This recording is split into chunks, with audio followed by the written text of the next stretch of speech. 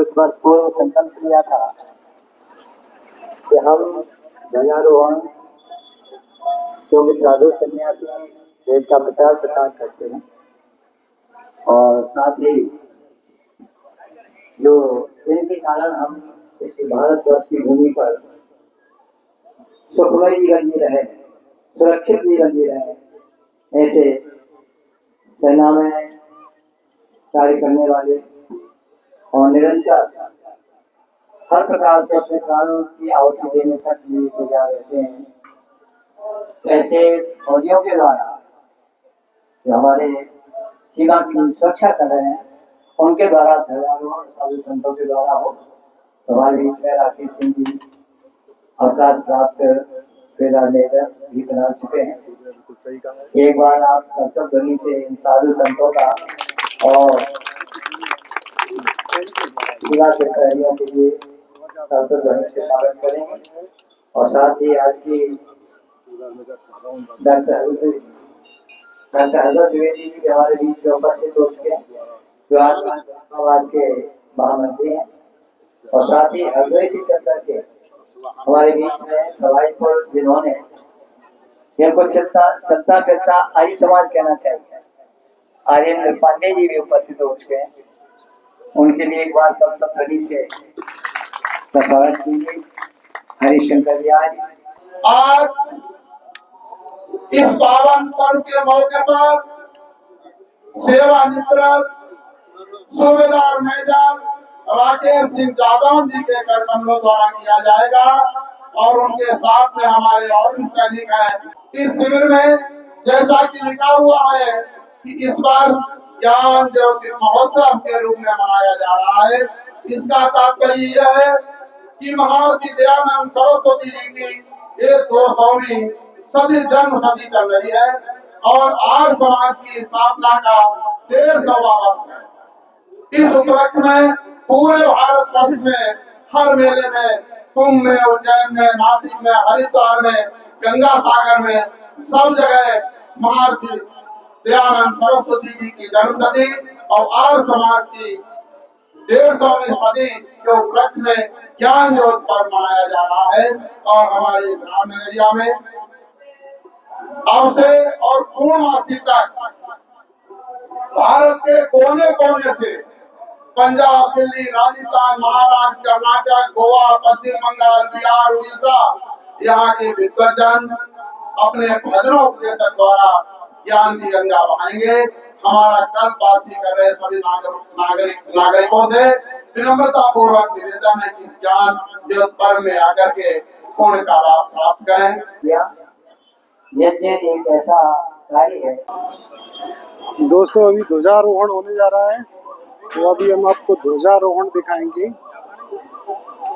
जैसा कि पता है, ज्ञान ज्योति महोत्सव का ध्वजारोहण होगा, जिसमें सूबेदार मेजर राकेश सिंह यादव साहब इसका ध्वजारोहण करेंगे। ये आ रहे हैं, ये देखो विवेक जी इंटरव्यू ले रहे हैं इनका।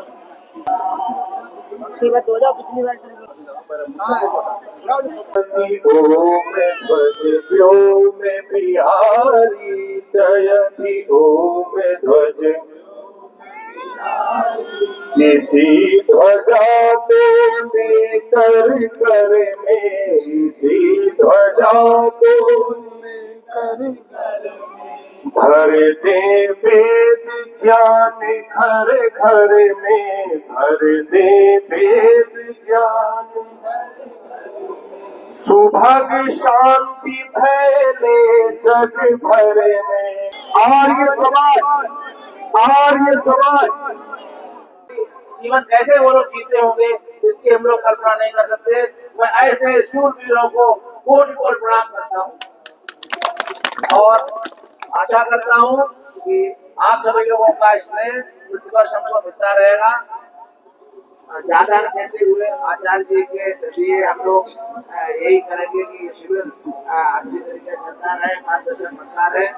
और इस शिविर के लिए मैं अपनी तरफ से 1,25,000 रुपए का सहयोग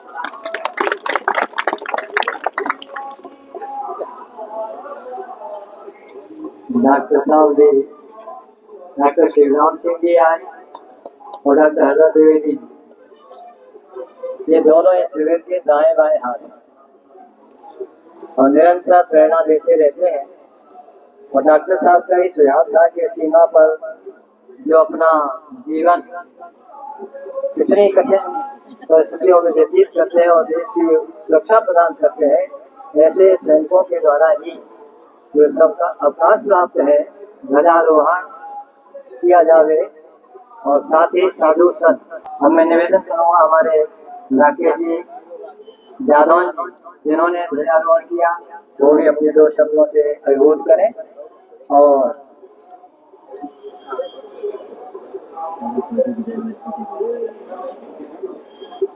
आदरणीय गुरुजन, आप लोगों को हमारा बहुत प्रणाम। डॉक्टर साहब, हमारे आयोजक मुन्ना बाबू जी, एडवोकेट साहब, उनका मैं सही दिल से बहुत ही शुक्रगुजार हूँ जिन्होंने मुझे इस अद्भुत अलौकिक समाज का दर्शन कराया।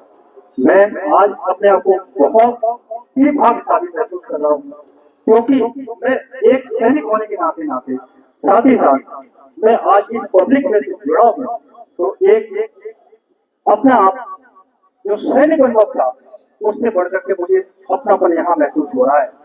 वो मुझे मुन्ना बाबू जी एडवोकेट साहब ने एक मौका दिया है कि इतने बड़े आयोजक और इतने बड़े संतों के बीच में मुझे कुछ कहने का मौका मिला। जैसा कि सभी को पता है कि हमारी लाइफ एक बेस्ट लाइफ होती है। नागालैंड, आसाम, कर्नाटका, केरला, बिहार, राजस्थान, ये सब हमारा एक पार्ट है लाइफ का। वो लाइफ अपने आप में अलग है।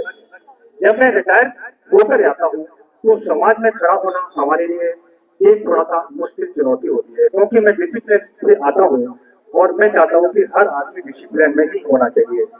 कर्म, हमारा धर्म सब यही कहता है कि हमें एक नियंत्रण जीवन को जीना चाहिए।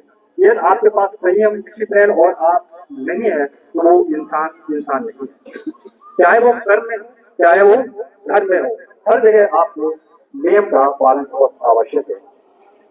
आज मैं ज्यादा विद्वान लोगों के बीच में ज्यादा कुछ कह नहीं सकता हूँ। कहने के मन में भाव तो बहुत आते हैं, और मैं चंद शब्दों के साथ आप लोगों से यही गुजारिश करता रहूंगा कि हम लोगों को रिटायरमेंट के बाद आप अपने साथ रखिएगा। हम हमेशा आपको सहयोग करते हैं, चाहे हम सरहद पर हों और चाहे हम रिटायरमेंट होके आए, हम हमेशा आपकी सेवा में तत्पर हैं। जब तक है जान तब तक आपके साथ चलने को तैयार। जब भूल की अभिलाषा है कि मुझे एक वीर गति प्राप्त करने के लिए जो सैनिक जा रहे हैं उस रास्ते में मुझे फेर देना और डाल देना, मुझे चाह नहीं है कि मैं सब सम्राटों के कुर्सियों पर चढ़ाया जाऊं, मैं भगवान के सीट पर चढ़ाया जाऊं, और मैं सैनिक के कदमों में मरना चाहता हूँ। उसी प्रकार से सैनिक का भी धर्म है और हमारा भी धर्म है। जब तक जान है, जब तक हमारी पब्लिक है, मैं उसको कैसे सुरक्षित रख सकूं। मरते मरते भी ये चाहता हूँ कि देश सुरक्षित रहे, हमारा ये झंडा हमेशा ऊंचा बना रहे, चाहे वो नेशनल फ्लैग हो, चाहे हमारा धार्मिक फ्लैग हो। मैं उसके लिए हमेशा तत्पर हूँ। जब जरूरत है तो सैनिक हमेशा आपके आगे और पीछे खड़े मिलेंगे। इसी चंद शब्दों के साथ अपने नए युवा पीढ़ी को मैं ये रिक्वेस्ट करना चाहूंगा कि वो भी आगे में आकर देखें कि देश की सेवा कैसे होती है। एक तो आपका अनुभव होता है, यंग जो हमारे पब्लिक है, जो हमारी यंग बेटियां हैं, बेटे हैं, उनसे मैं यही कहूंगा कि यहाँ ढेर सारी सुविधाएं हैं, उसकी आप कमीशन करके आ सकते हो। आप आर्मी में बहुत सारी चांस है आने के लिए, आप एनसीसी के थ्रू आ सकते हैं। एनसीसी एडॉप्ट कीजिए, एनसीसी करने के बाद आपको सी सर्टिफिकेट मिलेगा। सी सर्टिफिकेट डायरेक्ट एंट्री है, आप ऑफिसर की डायरेक्ट एंट्री कोई आ सकता है। आप कोई बात नहीं, आप ऑफिसर में डायरेक्ट नहीं आ सकते तो एसपीओ है, ढेर सारी सुविधाएं हैं जो आप आर्मी के अंदर आने के बाद आपको सारी सुविधाएं हैं। तो आप आइए, और हम उम्मीद करते हैं कि हमारे देश को सशक्त बनाने के लिए हमारी यंग पीढ़ी हमेशा तत्पर रहेगी और हमारे गुरुजन से ये संपर्क हमारा बना रहे, यही मैं दुआ करता हूँ। इन चंद शब्दों के साथ मैं सभी को प्रणाम करता हूँ, आयोजक को नमस्कार करता हूँ। धन्यवाद। अब मैं चाहूंगा कि आचार्य डॉक्टर हजरत द्विवेदी जी जो हमारे सैनिक लोग आए हैं और महानुभाव हैं, उनको सत्कार प्रकाश भेंट करने का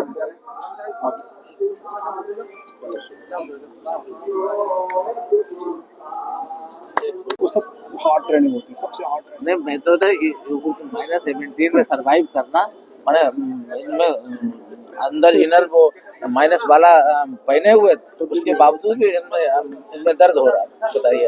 और आप लोग तो वहाँ रहते हो रात दिन, रहते हैं सर, और पर डे वहाँ नहाते हैं सर, तो वो पर डे। नहीं वही बता ऐसा रहे, नहीं लेकिन कुछ आप नहीं अंदाज माने हमने तो इसीलिए अनुभव किया और बड़ा लगा, हमने क्या कितने कष्ट में रह के हम लोगों की जान बचाते हैं।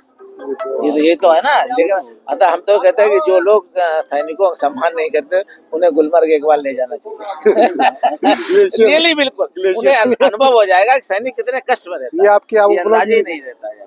इस अच्छा डॉक्टर साहब एक बताऊँ जी हम तो कहते हैं जितने कि अपने जो सरकारी है जी जिनको अपॉइंटमेंट दिया जा रहा है, जी आदमी स्वस्थ है जी तो उसको कम से कम 2 साल या 1 साल जी। जरूर आगे भेजना चाहिए, नहीं बिल्कुल भेजना चाहिए, ताकि उनको रहना अनुभव चाहिए। हो कि सैनिक नहीं बिल्कुल है, इजराइल में तो यही है और होना चाहिए जाकर, उससे उन्हें उससे देशभक्ति हर व्यक्ति के अंदर महसूस होगी, या हम देशभक्त हैं। चाइना में तो और- सर कंपलसरी है 5 साल के लिए या 1 साल के लिए, वो उनका है, उनको जाना पड़ता है सर। नहीं नहीं बिल्कुल होना चाहिए। भारत में भी अगर ऐसा हो जाए, हर व्यक्ति जाएगा आर्मी में, तो ये बहुत सी बातें खत्म हो जाएंगी। आर्मी सर्जिकल स्ट्राइक हुई कि नहीं हुई, जो क्वेश्चन मार्क लगाते हैं, सारी चीजें खत्म हो जाएंगी। बिल्कुल बताएगा आदमी कितने कष्ट जीवन में जीते हैं जाकर, मैंने हमको तो अनुभव पहुंचो पहले पता नहीं लगा। मैंने तो अनुभव किया ना। और उसके आगे रोशनी क्या अगर डॉक्टर आप तो जनवरी में नए साल में इसे वायरल कर दियो। सेना के संग सन्यासी